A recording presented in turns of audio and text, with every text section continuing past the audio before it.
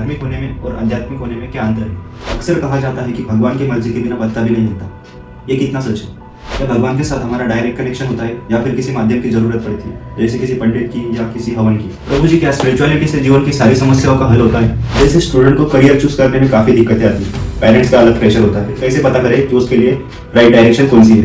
किसी भी जगह पे सक्सेसफुल होने की बहुत ही इम्पोर्टेंट चीज़ होती है कि जो मेरा इंटरेस्ट है उससे मैं ह्यूमैनिटी की क्या सर्विस कर सकता हूँ, किसके जीवन के जो प्रॉब्लम्स है वो सॉल्व कर सकता हूँ। कभी कभी स्टूडेंट के लाइफ में काफी फेलियर और रिजेक्शन आते हैं, इसके लिए हम कैसे स्पिरिचुअलिटी के थ्रू पहले से ही मेंटली स्ट्रांग बन सकते हैं? अगर कोई स्टूडेंट रिलेशनशिप में है, क्या ये सही है? अगर किसी स्टूडेंट को रिलेशनशिप कंटिन्यू रखनी चाहिए तो किस हद तक होनी चाहिए या फिर किस लिमिट तक होनी चाहिए? लेकिन अगर समझो कोई रिलेशन में भी है तो पहली चीज़ ये देखनी चाहिए कि तो आपके लक्ष्य को प्राप्त करने में जो भी चीज़ें बाधाएं उत्पन्न होती हैं उसको तुरंत प्रभाव से छोड़ देना चाहिए। वो चाहे वो रिलेशन हो, चाहे कोई वस्तु हो, व्यक्ति हो या परिस्थिति हो, कुछ भी हो। बहुत सारे आज एक कॉमन हो गया है कि आई लव यू ऐसे बच्चे बोलते हैं एक दूसरे को उनको लगता है हमें प्यार हो गया इत्यादि।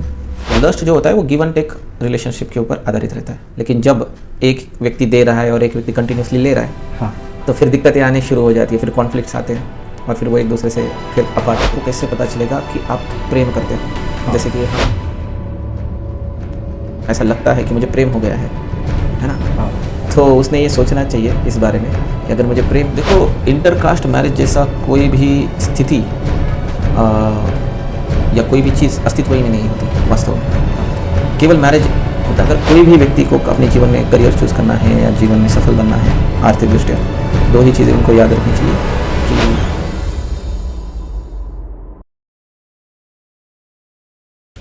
नमस्कार दोस्तों, आज हमारे साथ एक ऐसे व्यक्ति है जो न सिर्फ स्पिरिचुअली बल्कि एजुकेशन के थ्रू कई बच्चों की जिंदगी बदल रहे हैं। आज के हमारे गेस्ट है श्रीमान गौरव गोपाल प्रभु जी। प्रभु जी एक स्पिरिचुअल मेंटर होने के साथ साथ एजुकेशन फील्ड में बच्चों को पढ़ाकर एक अलग योगदान दे रहे हैं। उन्होंने स्कॉलरशिप देकर कई बच्चों को फाइनेंशियली पढ़ने में मदद की है। हम आज के पॉडकास्ट में स्पिरिचुअलिटी के साथ साथ स्टूडेंट के कुछ इंपॉर्टेंट सवाल भी डिस्कस करेंगे। सो प्रभु जी, आपका स्वागत है हमारे आज के पॉडकास्ट में। तो सबसे पहले मेरा आपसे ये सवाल रहेगा कि आपका बचपन कैसा था? साधारण ही था या उसमें कुछ स्पिरिचुअलिटी की झलक थी? और आप स्पिरिचुअलिटी के साथ कैसे जुड़े? देखो, हमारा बचपन जो है बहुत ही ऑर्डिनरी था, जैसे सभी बच्चों का होता है। तो ऐसा कोई विशेष ऐसी कुछ चीज़ें नहीं थी हमारी लाइफ में। और देखो, सब बच्चों को बचपन से बहुत सारे क्वेश्चंस रहते हैं, जैसे कि मैं कौन हूँ, ये यूनिवर्स कैसे काम करता है, इस यूनिवर्स का कोई ओनर है या ये ऑटोमेटिक ऐसे ही चलता है, और हमारी लाइफ का पर्पस क्या है। तो ये सभी क्वेश्चंस के आंसर जो है वो मुझे अपने हमारे जो ग्रंथ है भगवद गीता, भागवतम इत्यादि, उसमें इसके बहुत सुंदर रूप से मुझे उत्तर मिले। तो इसी कारण मेरा जो झुकाव है आध्यात्मिकता की तरफ थोड़ा ज़्यादा बढ़ा। जी प्रभु जी, तो मेरा अगला सवाल ये है कि धार्मिक होने में और आध्यात्मिक होने में क्या अंतर है? देखो, अगर बाहरी तौर के ऊपर देखा जाए तो धार्मिक होना और आध्यात्मिक होना उसमें कोई ज़्यादा अंतर नहीं है। लेकिन अगर हम सूक्ष्म रूप से देखें, सटल थिंग से, तो देखो धार्मिक होना हम बोल सकते हैं कि कोई व्यक्ति धार्मिक है कि वो सुबह रोज़ उठ रहा है, मंदिर जा रहा है ना, भगवान को दिया अर्पण कर रहे हैं, धूप अर्पण कर रहे हैं, है ना। तो जो भी सारे रिचुअल्स है बड़े बुजुर्गों ने जो बताया है उसको फॉलो कर रहे हैं, so it's all okay. But बहुत बार हम देखते हैं कि बहुत सारे लोगों को उसके पीछे का जो तत्व है या फिर उसके पीछे का जो रीज़न है वो पता नहीं होता है ना। बड़े लोगों ने बोला है करना है तो इसलिए कर रहे होते हैं, है ना। तो उसको हम बोल सकते हैं कि एक धार्मिकता है करके। आध्यात्मिक व्यक्ति होता है कि जो भी वो कार्य करता है उसके पीछे का वह जो कारण है उसको समझने का प्रयास करता है और उस कारण को अपने जीवन में उतारने का भी प्रयास करता है ना। तो अगर कोई व्यक्ति धार्मिक है तो धीरे धीरे वो अपने आप जो है स्पिरिचुअल बन जाएगा या फिर आध्यात्मिक बन जाएगा, जैसे वो धीरे धीरे करेगा चीज़ ऐसे। अक्सर कहा जाता है कि भगवान की मर्जी के बिना पत्ता भी नहीं हिलता। ये कितना सच है? एक्चुअली ये वास्तव में सच है ना। देखो, अगर समझो किसी का घर है फॉर एग्जांपल, है ना, और उसके घर में बहुत सारी चीज़ें हैं, जैसे आपके घर में आपकी मम्मी रहेगी समझो फॉर एग्जांपल, तो पूरे घर को मम्मी ही मेंटेन करके रखती है ना, कौन सी चीज़ कहाँ पे है, कहाँ पे रखी है, कौन क्या चीज़ नहीं आई है, क्या चीज़ बाहर जा रही है इत्यादि, है ना। बाकी लोग उसमें थोड़ा बहुत हेरा फेरी कर सकते हैं, बट एट द एंड सब कुछ हमारे घर में हमारी मम्मी को पता रहता है ना, माँ को पता रहता है। सो उसी प्रकार से भगवान जो होते हैं वो हम सबके माता पिता है ना, इस सृष्टि के नियंता है, और वास्तव में इस संसार की हर एक वस्तु जो होती है उनके निर्देशानुसार चलती रहती है। तो ये पूर्ण रूप से सत्य है। या फिर हम ये मान सकते हैं कि आज हम जो पॉडकास्ट कर रहे हैं वो भी भगवान की मर्जी से हो रहा है। हाँ बिल्कुल मान सकते हैं। और ये भी मान सकते हैं क्या इस वर्ल्ड में जो भी बुरे काम होते हैं वो भी भगवान की मर्जी से होते हैं? नहीं, ऐसे नहीं होता है। देखो बहुत बार सही और गलत, अच्छा या बुरा, लाभ या हानि, है ना, ये सारी चीज़ें सापेक्ष होती है ना। इस धरती के ऊपर, इस संसार के अंदर हर एक चीज़ सापेक्ष है। मतलब क्या सही है और क्या गलत है हम कैसे बोल सकते हैं, है ना।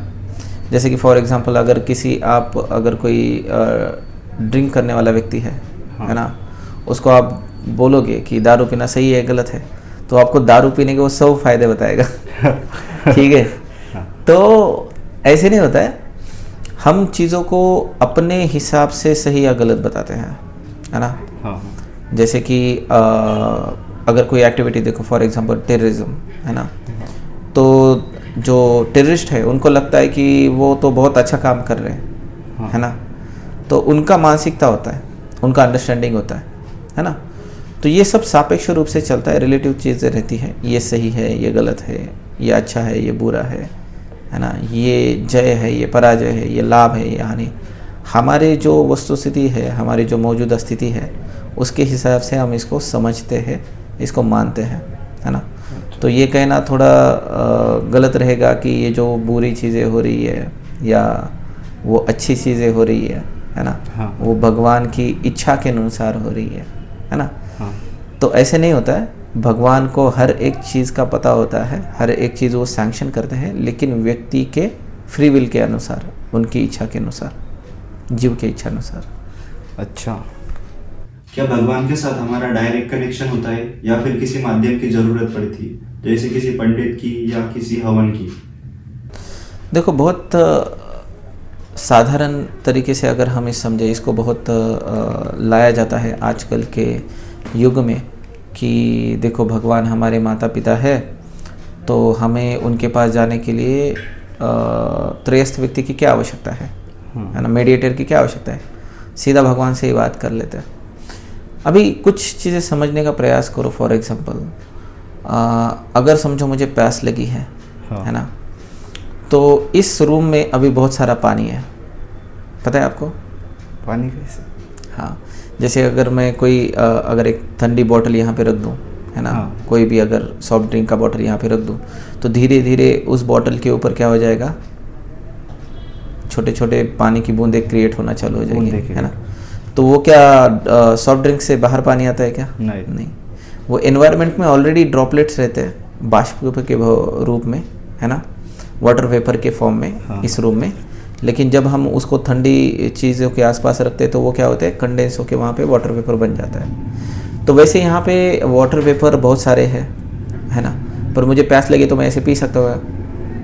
नहीं। मुझे क्या लगेगा, एक प्रॉपर ड्रिंकिंग वाटर लगेगा। दूसरा एग्जांपल समझते हैं कि अभी यहाँ पे बहुत ज़ोर ज़ोर से गाने बज रहे हैं, नहीं सुनाई तो नहीं दे रहे? सुनाई दे रहे? नहीं दे रहा। लेकिन अगर मैं एक मोबाइल ले लूँ या फिर मैं FM रेडियो ले लूँ, है ना, और उसको एक पर्टिकुलर फ्रीक्वेंसी के ऊपर सेट करूँ, तो क्या हो जाएगा, मुझे वो गाने सुनाई देंगे। रेडियो यहाँ पे प्रेजेंट है ना, पर हम उसको एक्सेस नहीं कर सकते। तो बहुत सारी चीज़ें हमारे आजू बाजू ऐसी रहती है, जैसे कि यहाँ पे वाटर वेपर्स है या फिर रेडियो वेव्स है तो यहीं पे, पर हम उसको एक्सेस नहीं कर सकते इस शरीर के माध्यम से, है ना। तो हमें मेडिएटर लगता है, जैसे कि अगर हमको रेडियो वेव के सॉन्ग सुनने हैं तो हमें क्या लगेगा, रेडियो लगेगा। अगर हमें वाटर वेपर चाहिए तो उसको कंडेंस लिक्विड फॉर्म में लाना पड़ेगा पानी को, तभी हम उसको ग्रहण कर सकते हैं। तो उसी प्रकार से भगवान के बारे में कहा जाता है कि भगवान ऑमनीपोटेंट है, ऑमनीप्रेजेंट है, ऑमनीशिएंट है। मतलब ऑमनीपोटेंट मतलब वो कुछ भी कर सकते हैं, है ना। ऑमनीशिएंट मतलब वो सब कुछ जानते हैं, और ऑमनीप्रेजेंट वो मतलब हर जगह पे है। तो हर जगह पे जो भगवान है, तो उसको हम, जैसे हर जगह पे पानी है पर हम उसको ग्रहण नहीं कर सकते, तो उसको एक लिक्विड फॉर्म चाहिए। तो उसी प्रकार हर जगह पे भगवान है, लेकिन हम उसको डायरेक्टली उनको रीच नहीं करते, इसलिए हमें उनको मेडिएटर की आवश्यकता होती है, या फिर विग्रहों की हमें आवश्यकता होती है। उसको हम गुरु बोल सकते हैं। गुरु के थ्रू कोई मेडिएटर होना जरूरी है। हाँ जी। प्रभु जी, क्या स्पिरिचुअलिटी से जीवन की सारी समस्याओं का हल होता है?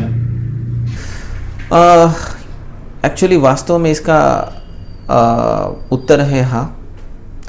केवल आध्यात्मिकता से ही, स्पिरिचुअल अंडरस्टैंडिंग से ही वास्तविक जीवन के सभी प्रकार के प्रॉब्लम नष्ट हो सकते हैं। बाकी सारी चीज़ें हम जो बोलते हैं वो पैचअप है ना। पैचअप मतलब टेम्पररी रेमेडीज़ है ना। हाँ। जैसे कि फॉर एग्जांपल, अगर मुझे यहाँ पे कट लगा बहुत बड़ा, है ना। हाँ। तो मैं क्या कर लेता हूँ, थोड़ी देर के लिए कॉटन लेके इसको पकड़ लेता हूँ, तो ये टेम्पररी पैचअप हो गया।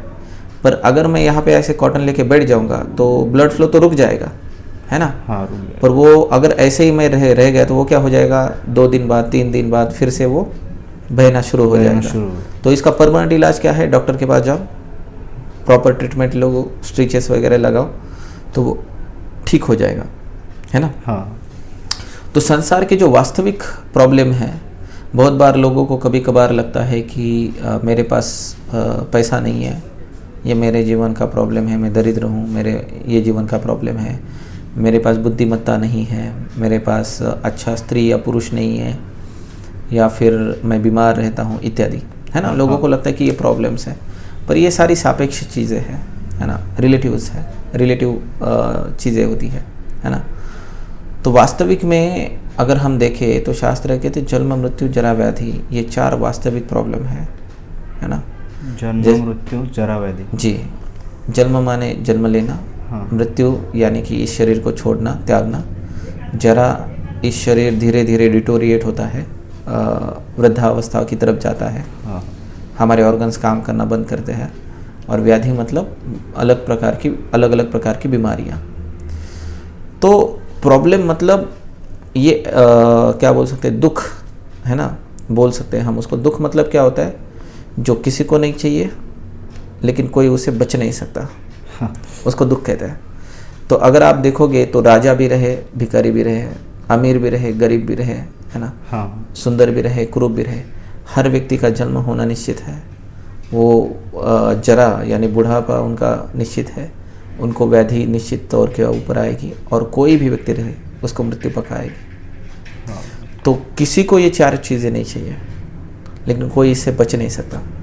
सो अगर वास्तविक जीवन में हमारे जीवन के जो सभी प्रॉब्लम्स हैं, है ना, स्पेशली ये 4 प्रॉब्लम्स, है ना, तो इनसे अगर कोई चीज़ हमें बचा सकती है तो वो केवल आध्यात्मिकता ही है। तो इसी से हमारे जीवन के जो सभी प्रॉब्लम्स हैं वो दूर हो सकता है। वैसे तो गीता का हर एक श्लोक हमारे लिए इम्पोर्टेंट है, पर आम लोगों के लिए गीता की सबसे जरूरी सीख क्या होगी, या फिर कोई श्लोक?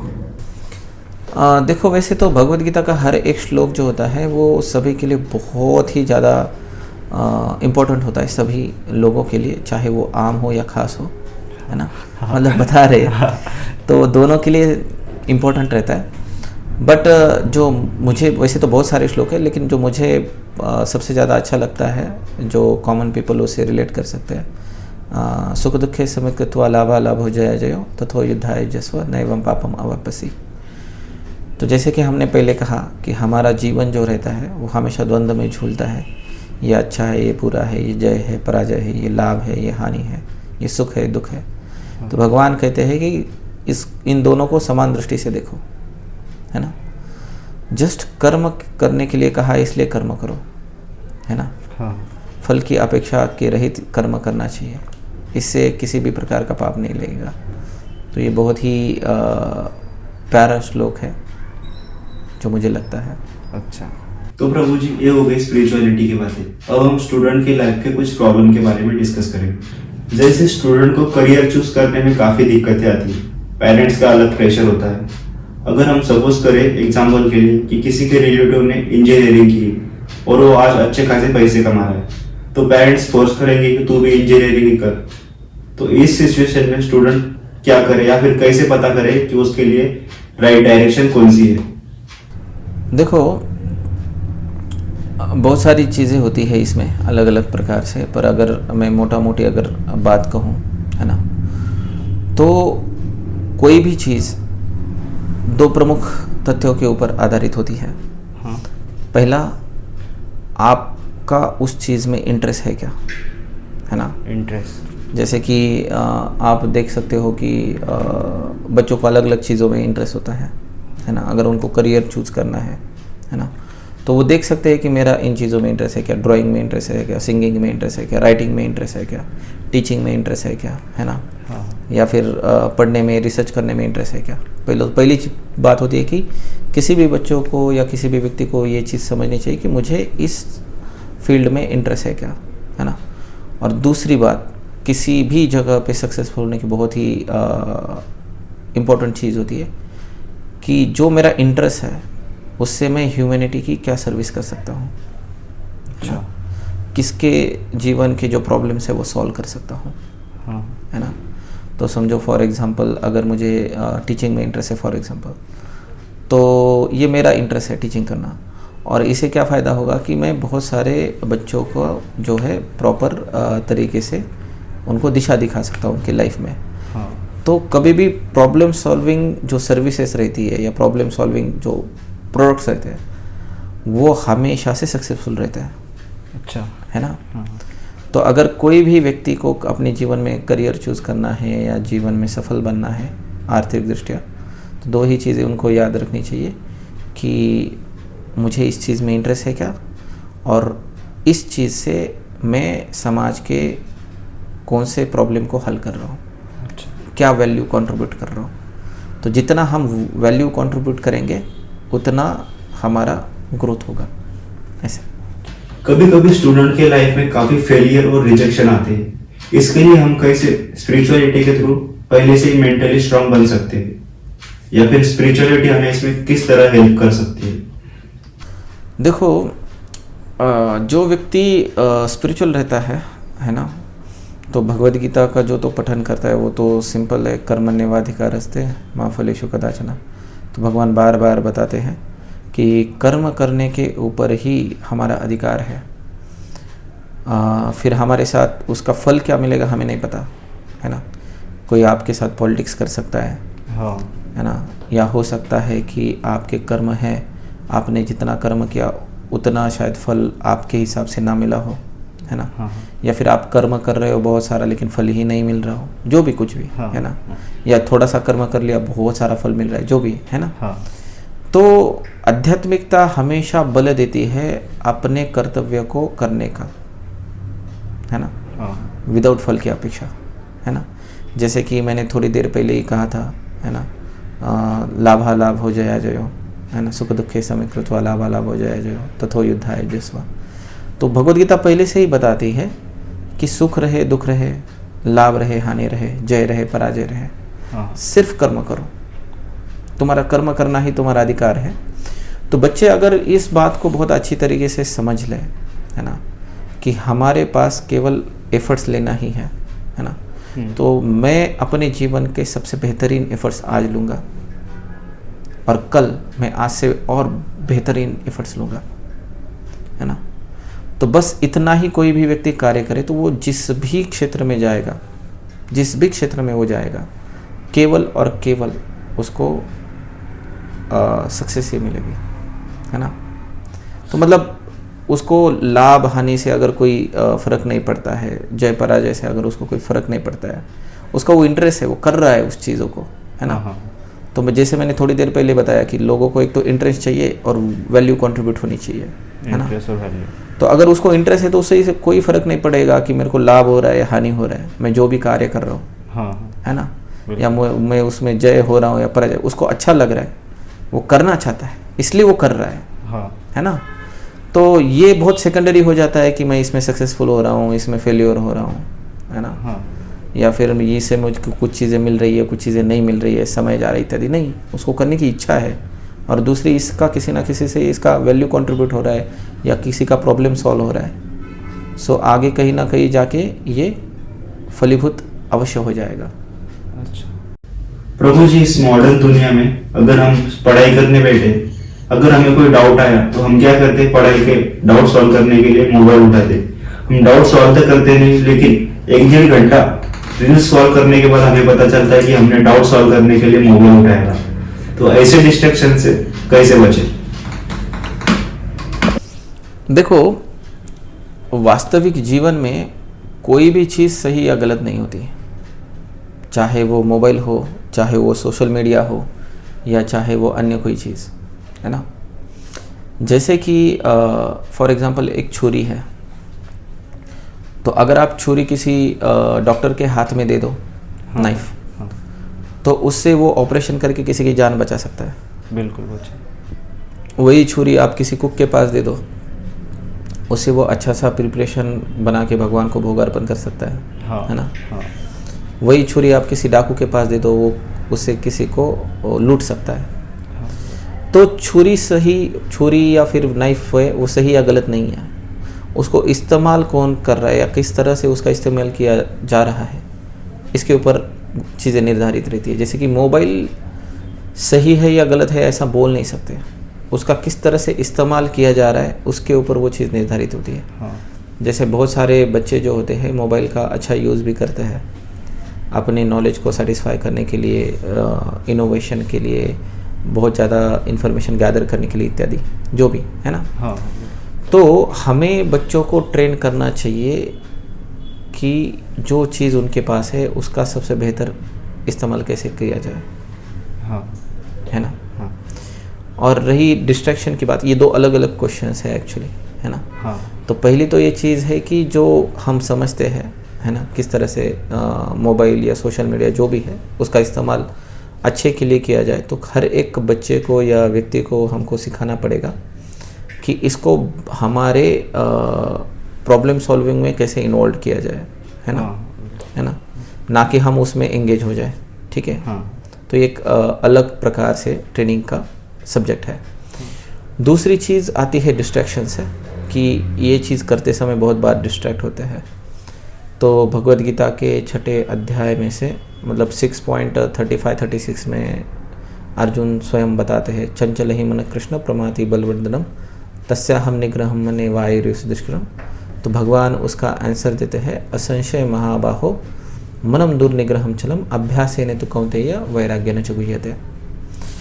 तो यहाँ पे मैं आपको शॉर्ट में इसका मतलब बताता हूँ। अर्जुन कहते हैं कि मेरा मन बहुत चंचल है ना, वो हाँ, भटक जाता है, भटक जाता है ना, जैसे आपने बोला कि डिस्ट्रैक्ट हो जाता है। हाँ तो भगवान बताते हैं 2 चीज़ों द्वारा इसको नियंत्रण में लाया जा सकता है। एक होता है अभ्यास अभ्यास, और दूसरा होता है वैराग्य, यानी सम डूज एंड सम डोंट्स, है जो ना, करना है और जो नहीं करना। जो नहीं करना है। यस।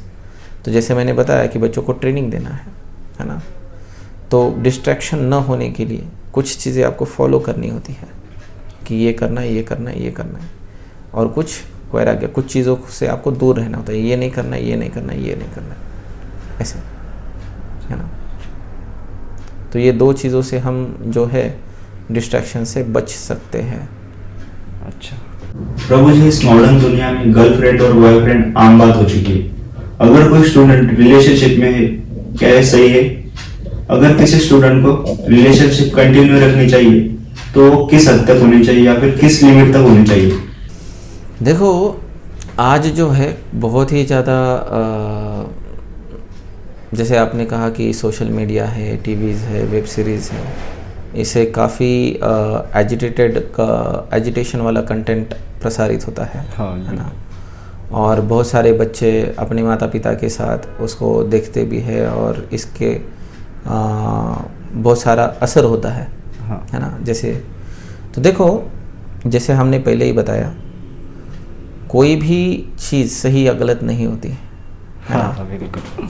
ये उसके ऊपर निर्भर करता है कि जैसे कि फॉर एग्जांपल अगर कोई स्टूडेंट लाइफ में है फॉर एग्जांपल, है ना, तो मेरा तो सजेशन रहेगा कि स्टूडेंट लाइफ में प्रयास करे अपने गोल के ऊपर फोकस रखने का, हाँ सम डूज और डोंट्स में, ठीक है। तो कुछ चीज़ें करनी होती है, कुछ चीज़ें नहीं करनी होती। हाँ तो पहली बात तो वो है। लेकिन अगर समझो कोई रिलेशन में भी है तो पहली चीज़ ये देखनी चाहिए कि जो भी व्यक्ति, समझो फॉर एग्जांपल कोई लड़का है ना, एग्जांपल के लिए बता रहा हूँ, किसी हाँ। लड़की के साथ अगर रिलेशन में है, हाँ। गर्लफ्रेंड बॉयफ्रेंड के बारे में बात कर रहे हैं, तो वो रिलेशन टॉक्सिक बन रहा है या हेल्पफुल बन रहा है गोल को अचीव करने के लिए। जैसे आप पढ़ रहे हो, है ना, हाँ बिल्कुल। फॉर एग्जांपल आप जो है 11th-12th में जेई या नीट का प्रिपरेशन कर रहे हो, है ना, हाँ तो आपको एनालिसिस 1 महीने में हो जाएगा कि आप जिस भी व्यक्ति के साथ या जिस भी रिलेशन में हो आप, वो रिलेशन आपको मदद कर रहा है कि आपको गोल अचीव करने में या आपको डिस्ट्रैक्ट कर रहा है। हाँ तो अगर आपको मदद कर रहा है अचीव करने में तो उसमें रिलेशन में कोई दिक्कत नहीं है। अगर आपको वो डिस्ट्रैक्ट कर रहा है तो उस रिलेशन का कोई मतलब नहीं है ना। रिलेशन रखना ही नहीं जो हेल्प नहीं कर रहा हो। हाँ, रिलेशन ही नहीं, देखो डूज और डोंट्स, है ना। तो जो डोंट है, तो आपके लक्ष्य को प्राप्त करने में जो भी चीज़ें बाधाएं उत्पन्न होती है उसको तुरंत प्रभाव से छोड़ देना चाहिए। हाँ वो चाहे वो रिलेशन हो, चाहे कोई वस्तु हो, व्यक्ति हो या परिस्थिति हो, कुछ भी हो, अगर वो आपको गोल को अचीव करने में मदद नहीं कर रही है ना, तो उसको त्याग देना चाहिए। आपको बाधा बन रही है, आपको डिस्ट्रैक्ट कर रही है, तो किसी को भी ये अधिकार नहीं है कि आप उसको पकड़ के रखे करके, हाँ है ना। हाँ सो आपको हमेशा वो चीज़ें सहायक होगी। तो रिलेशंस कभी कभार पॉजिटिव भी होते हैं। बहुत सारे ऐसे रिलेशन होते हैं जिसमें वो जो व्यक्ति है उसके गोल को अचीव करने में दूसरा व्यक्ति उसको सहायता प्रदान करते हैं, तो ये अच्छे रिलेशन होते हैं, बिल्कुल। तो उसको मेंटेन किया जा सकता है। लेकिन जो बाधाएं बन रही है उनको तुरंत प्रभाव से त्यागना ही उचित रहेगा, नहीं तो दोनों डूब जाएंगे। अच्छा, तो प्रभु जी, प्रेम और मोह में क्या अंतर है और इस अंतर को कैसे पहचानें? देखो, इसको हम ऐसा बोल सकते हैं लव एंड लस्ट में, है ना। तो बहुत बार ऐसा होता है कि आज के टीनेजर्स में बहुत सारे, आज ये कॉमन हो गया है कि आई लव यू ऐसे बच्चे बोलते हैं एक दूसरे को। उनको लगता है हमें प्यार हो गया इत्यादि। देखो, बहुत ही सिंपल सा बता रहा हूँ जिससे बहुत इजी वे से आपको चीज़ें समझ में आ जाएगी। लस्ट जो होता है, ठीक है, लव एंड लस्ट के बारे में बात कर रहे हैं, हाँ। मोह के बारे में या लस्ट के बारे में बताएं। तो लस्ट जो होता है वो गिव एंड टेक रिलेशनशिप के ऊपर आधारित रहता है। अच्छा। कि मुझे आपसे कुछ चीज़ें चाहिए और इसके बदले मैं आपको कुछ चीज़ें दूंगा, हाँ है ना। हाँ तो मुझे आपसे मेंटल सपोर्ट चाहिए, इमोशनल सपोर्ट चाहिए या कुछ अन्य प्रकार की रिक्वायरमेंट है ना। तो आप भी मुझे कुछ, आपका समय दे दो आप मुझे, तो मैं आप मेरा समय दूंगा, ऐसे कुछ, हाँ। है ना। सो बेसिकली मोह या जो लस्ट है वो गिव एंड टेक रिलेशनशिप के ऊपर आधारित है ना। हाँ तो दोनों एक दूसरे के पूरक रहते हैं। जब तक वो गिव एंड टेक रिलेशनशिप चलता है तब तक वो काफ़ी अच्छे साथ में रहते हैं। लेकिन जब एक व्यक्ति दे रहा है और एक व्यक्ति कंटिन्यूसली ले रहा है, हाँ तो फिर दिक्कतें आने शुरू हो जाती है, फिर कॉन्फ्लिक्ट्स आते हैं और फिर वो एक दूसरे से फिर अपार्ट होते हैं, है ना। हो जाता है। तो इसको लस्ट कहते हैं, हाँ। है ना, जिसको हम बॉडीली अट्रैक्शन भी कह सकते हैं, है ना, इमोशनल या फिर साइकोलॉजिकल अट्रैक्शन भी कह सकते हैं, हाँ। है ना। तो बेसिकली ये मोह होता है, ये लस्ट होता है, ये काम होता है ना। प्रेम में, अब प्रेम के बारे में बात करते हैं कि आपको कैसे पता चलेगा कि आप प्रेम करते हो। हाँ। जैसे कि हम हमारे भगवान से प्रेम करते हैं, कृष्ण से। तो जब आपको किसी के साथ प्रेम होता है तो उसमें गिव एंड टेक रिलेशनशिप नहीं होता है, हाँ ओनली गिविंग ही होता है, रिसीविंग कुछ नहीं होता है। जैसे अगर मैं भगवान कृष्ण से प्रेम करूँगा तो उसमें हमें भगवान कृष्ण से कुछ अपेक्षाएं नहीं रहेंगी, है ना। तो हम केवल उनके आनंद के लिए अपना संपूर्ण जीवन जो है समर्पित करेंगे। अच्छा। तो अगर कभी किसी व्यक्ति को ऐसा लगता है कि मुझे प्रेम हो गया है ना, हाँ हाँ। तो उसने ये सोचना चाहिए इस बारे में कि अगर मुझे प्रेम करना है तो प्रेम का एक दूसरी तरह से देख सकते हैं कि इसको सेक्रीफाइस भी कह सकते हैं, है ना, फॉर द सेक ऑफ जिसको हम प्रेम करते हैं उनके आनंद के लिए। हर चीज़ वो हम करेंगे जिससे जिससे हम प्रेम करते हैं उसको आनंद प्राप्त हो, हाँ। है ना। तो इससे कोई फ़र्क नहीं पड़ेगा कि सामने वाला व्यक्ति है वो हमारे साथ किस प्रकार का व्यवहार कर रहा है, किस प्रकार के साथ रेसिप्रोकेशन कर रहा है, वो अच्छा कर रहा है, वो बुरा कर रहा है हमारे साथ। हाँ। तो प्रेमी व्यक्ति के लिए उसका कोई संबंध नहीं रहता, ना ही उसकी कोई अपेक्षाएं रहती है ना। तो जब भी आपको किसी को देखने के बाद ऐसा लगे कि बस अब मेरा संपूर्ण जीवन जो है और जीवन के संपूर्ण कार्य जो है और जीवन का जो उद्देश्य है वो केवल और केवल इस व्यक्ति को आनंद प्रदान करना है, इसके बदले में मुझे कुछ नहीं चाहिए, अच्छा, है ना। वो किसी भी प्रकार के साथ मेरे साथ व्यवहार करे, मुझे इससे कोई फ़र्क नहीं पड़ेगा, चाहे वो मुझे एम्ब्रेस करे या चाहे मुझे वो पैरों के तले कुचल दे, मैं केवल उस व्यक्ति के आनंद के लिए ही अपना जीवन खर्च कर दूंगा। तो फिर वह प्रेम है। लेकिन किसी भी मनुष्य को, एक मनुष्य व्यक्ति को दूसरे व्यक्ति के साथ इस प्रकार का प्रेम नहीं हो सकता, और अगर हो भी गया तो शायद ये उचित नहीं है, क्योंकि संसार में केवल भगवान कृष्ण ही ऐसे हैं जो जिनके ऊपर प्रेम करने योग्य हम कह सकते हैं उनको, ऐसा मेरा मत है। अच्छा। प्रभु जी, हम अक्सर सुनते हैं कि किसी दूसरे कास्ट में या किसी दूसरे धर्म में शादी नहीं करनी चाहिए, क्योंकि जो भी संतान प्राप्ति होती वो किसी एक कुल का नहीं होता। आपका इंटरकास्ट मैरिज के बारे में क्या सोचना है? देखो, इंटरकास्ट मैरिज जैसा कोई भी स्थिति या कोई भी चीज़ अस्तित्व ही में नहीं होती वास्तव में। केवल मैरिज होता है। किसी भी जगह पे आपको, अगर आप वेद पढ़ोगे, उपनिषद पढ़ोगे या फिर अलग अलग प्रकार के पुराण पढ़ोगे, तो कहीं पे भी इंटरकास्ट मैरिज ऐसा कुछ नहीं लिखा है। हाँ। केवल विवाह संस्कार के बारे में बताया गया है, और बहुत सारे अलग अलग जगह पे अलग अलग प्रकार के विवाह है। तो उसमें बहुत सारे शास्त्र में गंधर्व विवाह के बारे में भी बताया जाता है, गंधर्व विवाह, जिसमें एक व्यक्ति और एक स्त्री और पुरुष अपने इच्छानुसार एक दूसरे के साथ विवाह करते हैं। हाँ। और भी बहुत सारे विवाह होते हैं, है ना। तो उसमें इसको हम लो मैरिज कह सकते हैं आज के युग के हिसाब से। तो इसको बहुत ही उत्तम माना गया है ना। तो कहीं भी आप कोई भी उठा के देख लो वेद, है ना, तो आपको कहीं पे भी किसी भी जगह पे आपको कास्ट सिस्टम नहीं मिलेगा, है ना। हाँ। कहीं पे भी आपको ये चीज़ें किसी भी उपनिषदों में, वेदों में या पुराणों में आपको ये चीज़ें नहीं मिलेगी। तो केवल विवाह संस्कार होता है, इंटरकास्ट वगैरह ऐसी कुछ चीज़ें नहीं होती हैं, ठीक है। तो प्रभु जी, इसी से एक मिलता जुलता सवाल है। जो हमारी कास्ट सिस्टम है, ऐसा माना जाता है कि भगवान के मुख से ब्राह्मण पैदा हुए और भगवान के पैर से शूद्र। इसके बारे में क्या है? देखो, शास्त्र में ऐसा वर्णन है कि भगवान के जो पैरों से शूद्र का उत्पत्ति हुआ है और सर के भाग से ब्राह्मणों की उत्पत्ति हुई है, ऐसा कहीं पे वर्णन है। लेकिन देखिए, हमको एक मूलभूत, और इसको अलग अलग तरीके से इंटरप्रेट किया जाता है समाज में, हाँ। है ना। लेकिन अगर हम तत्वज्ञान को देखेंगे, है ना, हाँ। तो भगवान पूर्ण है, तो उनकी हर एक चीज़ उतनी ही पूर्ण होती है। मतलब भगवान का अगर सर का बाल है जितना मूल्यवान है, उतना भगवान के पैरों के नाखून भी मूल्यवान है।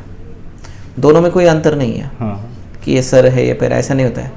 लेकिन फिर भी आप देखोगे, विश्व में सबसे ज़्यादा पूजनीय क्या चीज़ है? पैर, भगवान के चरण कमल। चरण।